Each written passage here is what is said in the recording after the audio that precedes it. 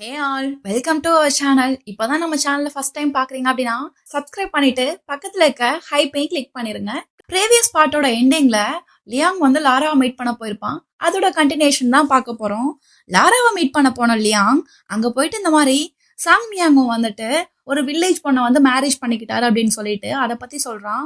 அது மட்டும் இல்லாம அவருடைய ஐடென்டிட்டியை வந்துட்டு அந்த பொண்ணுகிட்ட வந்து ரிவீல் பண்ணவே இல்லை. ஸோ அவருடைய ரியல் ஐடென்டிட்டியை வந்து ஹைட் பண்ணி வேற ஒரு நேம்ல தான் வந்துட்டு அவ கூட வந்து இருக்கிறாரு. எதுக்காக அப்படின்னா சானுக்கு வந்துட்டு இந்த நேமை பார்த்து ரொம்ப பயம். ஏன்னா வந்துட்டு நம்ம சிட்டில வந்துட்டு அந்த நேமை வச்சு நிறைய ரூமர்ஸ் எல்லாம் கிரியேட் ஆயிருக்கு இல்லையா. ஸோ சாங் மியாங்கோனா ரொம்ப கொடூரமான மனுஷன் சொல்லிட்டு அவளுக்குள்ளே வந்து இமேஜின் பண்ணிருக்கா. ஸோ அதை வந்துட்டு அவர் வந்துட்டு தெரிஞ்சுக்கிட்டனால அவகிட்ட வந்துட்டு அவருடைய ரியல் ஐடென்டிட்டி வந்து சொல்லாம ஹைட் பண்ணிட்டு சேம் அவருடைய ஃபேக்டரியிலேயே ஒரு செக்யூரிட்டி கார்டா வந்து ஒர்க் பண்ணிட்டு இருக்காரு அப்படின்னு சொல்லிடுவாங்க. இதெல்லாம் கேட்ட லாராவுக்கு பயங்கரமா கோவம் வந்திருக்கும். ஏன்னா வந்துட்டு இந்த சாங்மியாங்க இருக்கான்ல அவனுக்காக இவ வந்து அரௌண்ட் ஒரு 8 இயர்ஸா வெயிட் பண்ணிட்டு இருந்திருப்பா. எதுக்காக அப்படின்னா அவன் மேரேஜ்க்கு வந்து அக்செப்ட் பண்ணணும் அப்படின்னு சொல்லிட்டு தான். ஸோ இவ்வளோ இயர்ஸா நான் வெயிட் பண்ணிட்டு இருக்கும்போது இவன் எப்படி இன்னொருத்திய மேரேஜ் பண்ணலாம், அப்படி என்ன அவ என்னை விட பெரிய பேரழகி, அவளை நான் பார்த்தே ஆகணும் அப்படின்னு சொல்லிட்டு கோவமா இங்க இருந்து அப்படியே கிளம்புற மாதிரி தான் சீன் காமிச்சிருப்பாங்க. கோவமா போகணும் அப்படிங்கறது தானே இந்த லியாங் எக்ஸ்பெக்ட் பண்ணிருப்பான். ஸோ அவன் வந்த வேலை நடந்துருச்சுன்னு சொல்லிட்டு ரொம்பவே ஹாப்பியா இருப்பான். அவ வெளில போக கரெக்டா இவன் இங்க நின்று தனக்குள்ளே பேசிட்டு இருக்கான். பாரு சான், இதுக்கும் நீ என்னையவே வந்து பிளேம் பண்ணக்கூடாது. இதுல நான் எதுவுமே பண்ணல. தெரியாத ஒரு உண்மைய உனக்கு தெரிய வைக்கதான் நான் ட்ரை பண்ணிட்டு இருக்கேன். இதுல வந்துட்டு நீ என்ன பிளேம் பண்றதுக்கு ஒண்ணுமே இல்ல. ஆக்சுவலி சொல்ல போனா அவன் தான் உங்ககிட்ட உண்மை எல்லாத்தையும் மறைக்காம எல்லாத்தையும் சொல்லிருக்கணும். சோ அவன் உங்ககிட்ட மறைச்சிட்டு இருக்கான். நான் அதை வெளியே கொண்டு வரேன். இதுல என்னோட தப்பு எதுவுமே இல்ல. இனிமே பார்க்கலாம் நடக்கிறத. கேம பிளே பண்ணி விட்டாச்சு, வெயிட் பண்ணி ஓரமா நின்று பார்க்கலாம் அப்படின்னு சொல்லிட்டு மனசுல அவன் நினைச்சிட்டு இங்க இருந்து அப்படியே கிளம்புறான். அப்படியே இங்க இருந்து சீன் கட் ஆகுது. இங்க இருந்து சீன் கட் ஆகி நம்ம ஹீரோயினுடைய வீட்டை தான் காமிக்கிறாங்க. அங்கே பார்த்தா அவ பெட்ல ரெஸ்ட் எடுத்துட்டு இருப்பா. அங்க அப்படியே வீட்டுக்குள்ள ஏதோ சவுண்டு கேட்கும். என்ன சவுண்டுன்னு பார்த்தா நம்ம சாங்மியவங்க தான் வந்துட்டு வீட்டுல வேலை பார்த்துட்டு இருப்பான். சவுண்டு கேட்கறத பார்த்து டக்குனு இவ எழுந்துருவா. ஏ சாங், என்ன இவ்வளோ டைம் ஆச்சு, நீ இன்னும் என்கிட்ட சொல்லவே இல்லை.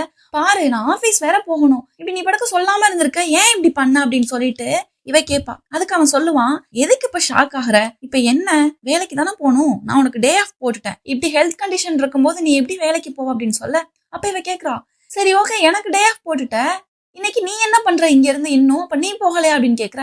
இல்ல நான் உனக்கு மட்டும் டே ஆஃப் போடல, எனக்கும் சேர்த்துதான் போட்டுக்கிட்டேன். உடம்பு சரியில்லாம நீ இங்க இருக்கும்போது உன்னை இங்க தனியா விட்டுட்டு நான் எப்படி போய் வேலை பார்ப்பேன் அப்படின்னு சொல்லிட்டு அவன் கேக்குறான். இவன் சொன்ன பதில பார்த்து சானுக்கு பயங்கரமா கோவம் வந்துடும். அதெல்லாம் எனக்கு ஒன்னும் தேவையில்லை, என்ன நானே கேர்டேக் பண்ணிக்கிறேன். நீ முதல்ல ஆபீஸ் போ, இங்க இருக்காத.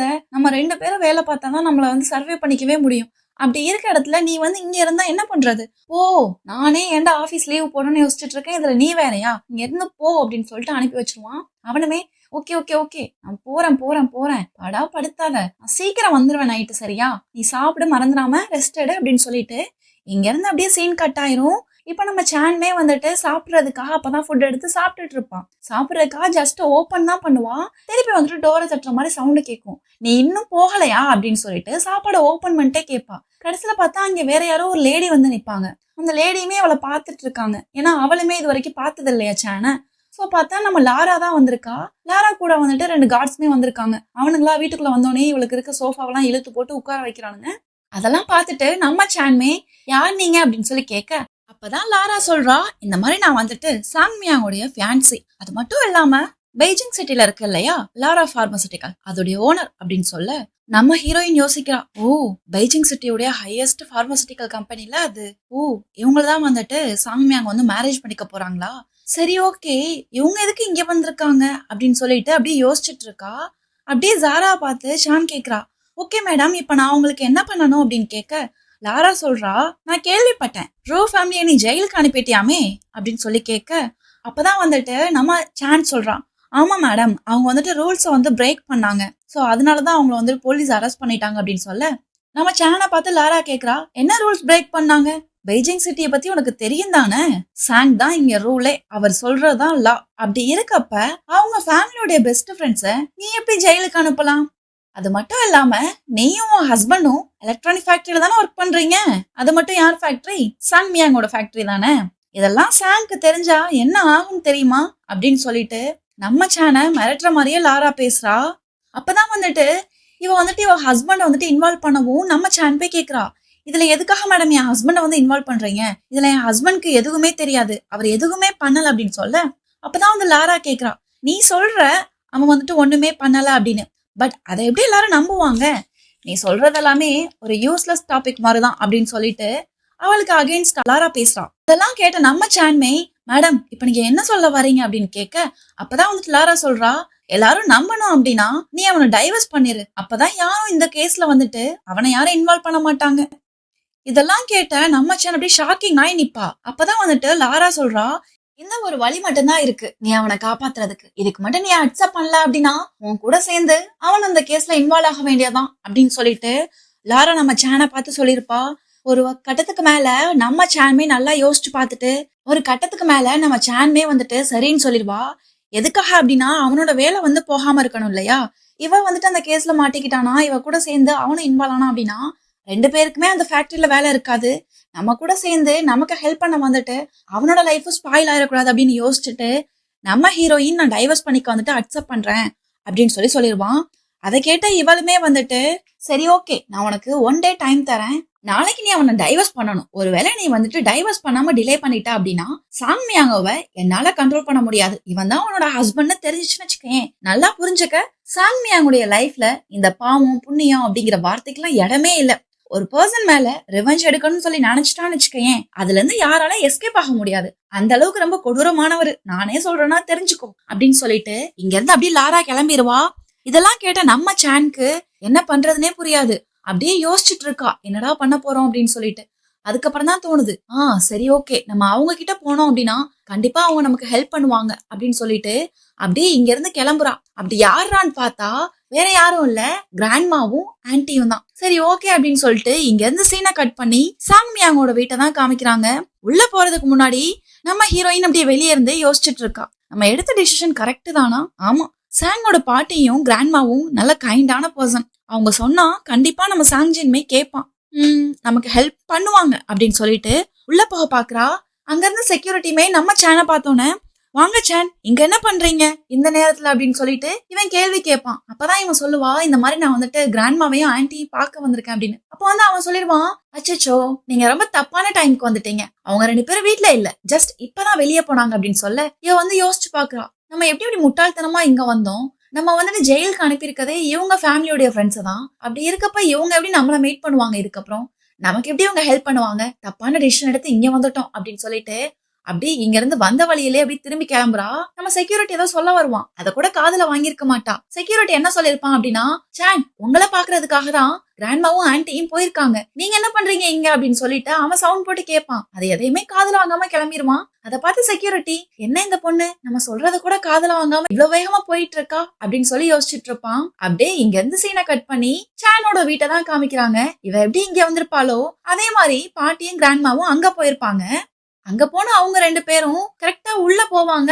சாங்குமே வந்துட்டு கரெக்டா இங்க என்டர் ஆயிருவான். அவங்க 2 பேரையும் பார்த்து ஷாக்கிங்ல சாங் கேக்குறான், அம்மா நீங்க என்ன பண்றீங்க இங்க அப்படின்னு. அதுக்கு பாட்டிமாவும் கோவத்துல சொல்றாங்க, உன்னை யாரு பாக்க வந்தா இங்க, நான் என்னோட பேத்தியை தான் பாக்க வந்தேன், உன்னெல்லாம் பாக்க வரல அப்படின்னு சொல்ல சாங் மேல இருக்க கோவத்துல அப்படியே வேக வேகமா அவங்க கையில இருக்க ஸ்டிக்கையும் அவன் கையில கொடுத்துட்டு சான் சான் அப்படின்னு கூப்பிட்டுட்டு வீட்டுக்குள்ள போறாங்க. ஸ்டிக் இல்லாம இவங்களால நடக்க முடியாது. அதோட பின்னாடி இருந்து அவங்க மருமகளும் சாங்குமே பார்த்து போங்க, பார்த்து பொறுமை அப்படின்னு சொல்லிட்டு அப்படியே சொல்லிட்டு இருக்காங்க.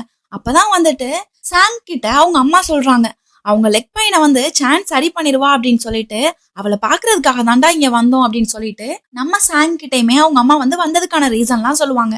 அந்த டைம்ல கரெக்டா பக்கத்து வீட்டு ஆன்ட்டி இருப்பாங்க இல்லையா, அவங்களுமே உள்ள வந்துருவாங்க. உள்ள வந்தவங்க, சாங்ஜின் நீ வந்துட்டியா, சான் வெளியே போயிருக்கா அப்படின்னு சொல்ல, அப்பதான் வந்துட்டு சாங் கேட்கான் எங்க போயிருக்கா அப்படின்னு. அப்பதான் வந்து ஆன்ட்டி சொல்லுவாங்க, யாருக்கு தெரியும், ஜஸ்ட் போறத பார்த்தேன், என்கிட்ட எதுவும் சொல்லிட்டு போல அப்படின்னு சொல்ல இவங்க எல்லாம் நிப்பாங்க இல்லையா, இவங்கள பார்த்துட்டு கரெக்டா அந்த ஆன்ட்டி கேட்பாங்க, ஆமா இந்த சிட்டியில தான் சான்க்கும் ஃபேமிலி மெம்பர்ஸ் யாரும் இங்க இல்ல, உனக்கும் இங்க யாரும் இல்ல, அப்ப இவங்க யாரு அப்படின்னு சொல்லிட்டு இங்க இருக்க 2 பேரையும் பார்த்து இவங்க கேட்பாங்க. அப்பதான் வந்துட்டு அந்த ஆன்ட்டி கிட்டயுமே பக்கத்துல இருக்க அந்த நம்ம சாங்கோட அம்மா இருக்காங்க இல்லையா, அவங்க சொல்லுவாங்க, நாங்க இந்த மாதிரி வந்துட்டு சானும் சாங்கும் ஒர்க் பண்ற கம்பெனியோட ஓனர்ஸ், நாங்க வந்துட்டு சானை பாக்குறதுக்காக வந்திருக்கோம் அப்படின்னு சொல்லுவாங்க. ஆன்ட்டி வந்து இவங்கள பார்த்து ஒண்ணு கேக்குறாங்க, லீடர்ஸ் நான் உங்ககிட்ட ஒண்ணு கேட்கட்டா அப்படின்னு சொல்லிட்டு கிராண்ட்மாவுமே கேளுங்க அப்படின்னு சொல்லிடுவாங்க. இவங்க 2 பேருக்கும் இப்பதான் ரீசெண்டா மேரேஜ் ஆச்சு. ஈவன் இவங்களுக்கு வந்து ஹெல்ப் பண்ண கூட யாரும் இல்ல. பாருங்களேன் எவ்வளவு சின்ன வீடு, அதுவும் ரெண்டல் வீட்டுல எவ்வளவு கஷ்டப்பட்டு இருக்காங்க அப்படின்னு சொல்ல அதோட வந்துட்டு அம்மாவுமே ஆமா ஆமா ரொம்ப போராதான் இருக்காங்க அப்படின்னு சொல்லிட்டு இருப்பாங்க. ஆமா பார்த்தா உங்களுக்கே தெரியுதுல்ல, அப்படி இருக்கப்ப நீங்க ஏன் உங்களுக்கு ஹெல்ப் பண்ண கூடாது அப்படின்னு சொல்லிட்டு கண்ணா பின்னான்னு வாய்க்கு வந்தபடி இவங்க படுக்க பேசிட்டே இருப்பாங்க. இவங்க இப்படி எல்லாம் வந்துட்டு அவங்க கிட்ட பேசுறத பார்த்துட்டு சாங் சொல்றான், யார் சொன்னா எனக்கு ஃபேமிலி இல்லைன்னு சொல்லிட்டு, சிஸ்டர் எனக்கு ஃபேமிலி எல்லாம் இருக்கு அப்படின்னு சொல்லிட்டு நம்ம சாங்குமே வந்துட்டு மலரக்கா கிட்ட சொல்லுவான். அப்பதான் வந்துட்டு மலரக்கா ஷாக்கிங் கேக்குறாங்க, என்னது உனக்கு ஃபேமிலி இருக்கா?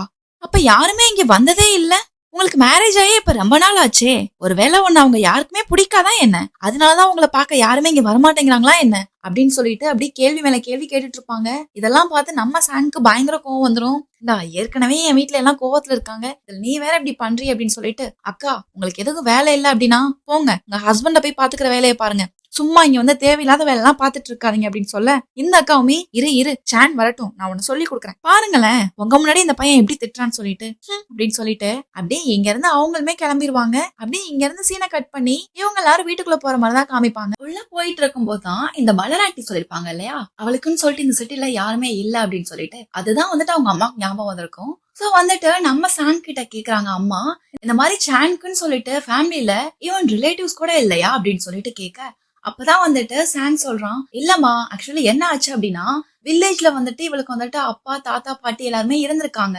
ஆனா வந்துட்டு என்ன ஆச்சு அப்படின்னா ஒரு ஃபிளட் வர்றப்ப வந்துட்டு அங்க இருக்க ஃபாரினர்ஸ்க்கு ஹெல்ப் பண்றதுக்காக அவங்க தாத்தா பாட்டியுமே 2 பேரும் வந்துட்டு அங்க இருந்து அப்படியே கிளம்பிட்டாங்க. சோ கொஞ்ச நாளைக்கு அப்புறம் அவங்க அப்பாவுக்குமே உடம்பு சரியில்லாம போய் அவங்க அப்பாவுமே நம்ம சான் வந்துட்டு சின்ன குழந்தையா இருக்கும் போதே இறந்து போயிட்டாங்க. அவங்க என்ன சொல்லிருக்காங்க அப்படின்னா, இந்த மாதிரி ஃபாரின் எய்ட்ஸ்க்கு ஹெல்ப் பண்றதுக்காக தாத்தா பாட்டி வந்து போயிருக்காங்க, அவங்கள போய் கண்டுபிடிச்சுக்கன்னு சொல்லி அனுப்பியிருக்காங்க. அது மட்டும்தான் அவளுக்கு தெரியும், வேற எதுவுமே தெரியாது. ஈவன் அவங்கள கண்டுபிடிக்கிறதுக்காக தான் இந்த செட்டிக்கே வந்துட்டு சான் வந்திருக்கா அந்த மாதிரி சொல்றாங்க.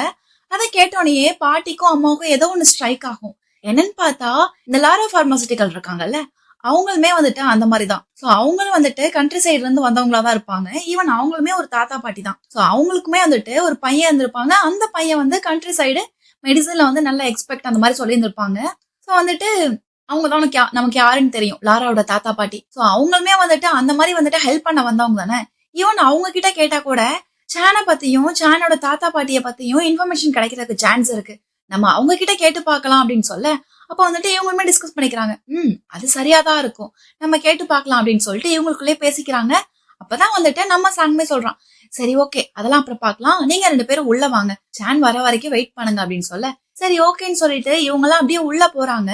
போனதுக்கு அப்புறம் தான் வந்துட்டு நம்ம ஹீரோவுமே சொல்றான், சரி ஓகே நீங்க இங்க உட்காந்துருங்க, நான் போயிட்டு உங்களுக்கு ஃபர்ஸ்ட் சமைக்கிறேன் அப்படின்னு சொல்ல, இவங்க 2 பேரும் பேசிக்கிறாங்க, நம்ம குழந்தை என்னைக்கு சமைக்கலாம் கத்துக்கிட்டான் அப்படின்னு சொல்ல, ஹீரோ சொல்றான், ஒன்னும் கவலைப்படாதீங்க நல்லா சமைப்பேன் அப்படின்னு சொல்லிட்டு அப்படியே உள்ள போறான். அப்பதான் பாட்டி ஒரு விஷயத்த நோட்டீஸ் பண்றாங்க, 2 பேருடைய பெட்டும் தனித்தனியா இருக்கும். நம்ம மருமகளை கூப்பிட்டு சொல்றாங்க, இங்க பாரு நம்ம குழந்தைங்க 2 பேரும் இப்பயும் தனியா தான் தூங்கிக்கிட்டு இருக்காங்க, அதை பார்த்துட்டு இவங்களுக்கு மேரேஜ் ஆகி இவ்வளவு நாள் ஆச்சு, ஏன் இப்படி 2 பேரும் தனியா தூங்கிட்டு இருக்காங்க, எப்படி இவங்க 2 பேருக்கும் லைஃப வாழ்றதுன்னே தெரியல, இவங்க 2 பேரும் இன்னும் இப்படி சின்ன குழந்தைங்களா இருந்தா நான் என்னைக்கு என் பேரனோட பேரனை கையில வச்சு கொஞ்சுறது அப்படின்னு சொல்லிட்டு பாட்டி எப்படியே புலம்பிட்டு இருப்பாங்க. இத பார்த்த அம்மாவுமே, ஆன்ட்டி ஏன் இன்னும் நீங்க குழந்தை மாதிரியே இருக்கீங்க, நம்ம தான் இன்னைக்கு ஒயின் கொண்டு வந்திருக்கோம்ல, நம்மளே இதை சரி பண்ணி வச்சுட்டு போயிருவோம் இங்க இருந்து அப்படின்னு சொல்லிட்டு இந்த சிங்கிள் ஒயின் பாட்டில வச்சு இந்த 2 பேரும் பெரிய மாஸ்டர் பிளானே பண்ணிடுவாங்க. ஒரு கப்ல வேற ஊத்தி வேற வச்சிருப்பாங்க. கரெக்டா அந்த டைம் நம்ம சாங்மே வந்து சமைச்சு முடிச்சுட்டு வருவான் இல்லையா, அவங்க 2 பேருக்காக நான் ஃப்ரெஷ்ஷா ப்ரிப்பேர் பண்ணிட்டேன் அப்படின்னு சொல்லிட்டு அவன் வந்துட்டு இருப்பான். அவன் வந்த வேலையை பார்க்க விடாம அம்மாவை பாட்டியும் சேர்ந்து வா வா வா வா இங்க வா அப்படின்னு சொல்லிட்டு ஏதோ சின்ன குழந்தைக்கு கஷாயத்தை ஊத்துற மாதிரி சரக்கு ஊத்தி விட்டுருவாங்க. இவனா என்னது அப்படின்னு கேட்பான். இவங்க வந்துட்டு, அச்சோ என் மகனே இவ்வளவு நல்லவனா இருக்கியடா, நீ நல்ல பையனாங்கிறதா செக் பண்ணி பாக்குறதுக்காக தான் நாங்க இப்படி பண்றோம், இந்தா அப்படின்னு சொல்லிட்டு பாட்டி அம்மாவும் சேர்ந்து அளவுக்கு மீறி ஊத்தி கொடுத்துருவாங்க. அதை பார்த்து இவனுமே, அம்மா என்ன நடக்குதுங்க அப்படின்னு சொல்லி கேட்க, அப்பதான் வந்துட்டு அம்மா சொல்றாங்க, நான் ஒரு அட்வைஸ் சொல்றேன் கேட்டுக்கோ, கேட்டு கொஞ்சமாவது புரிஞ்சு வாழ பழகிக்கோ, நாங்க 2 பேரும் இப்ப இருக்கோம், நாங்க 2 பேரும் போயிட்டோம்னா நீங்க 2 பேரும் தான் தனியா இருப்பீங்க, வாழ்க்கையை வாழு அப்படின்னு சொல்லிட்டு, மா வாங்க இங்க இருந்து போலாம் அப்படின்னு சொல்லிட்டு இவங்க 2 பேரும் அப்படியே ஹரிவரியா வேமா கிளம்பிடுவாங்க.